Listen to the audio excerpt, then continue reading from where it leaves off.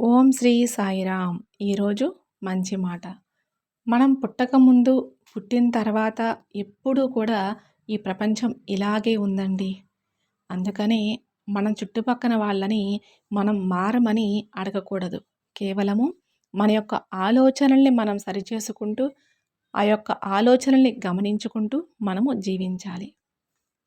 చుట్టూ గంజాయి వనం ఉన్నా ఆ గంజాయి వనం మధ్యలో తులసమ్మ తన యొక్క పవిత్రతని కోల్పోకుండా ఉంటుంది కాబట్టి తులసమ్మకి అంత విలువ.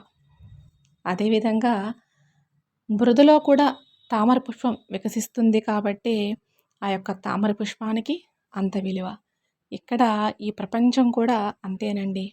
మన చుట్టూ ఉన్నటువంటి వాతావరణం ఎలాగున్నా మనం కూడా మన యొక్క సంస్కారాలని కోల్పోకుండా జీవించినట్లయితే కనుక మనకి కూడా అంతే విలువ అనేది ఉంటుంది. సాయిరామ్.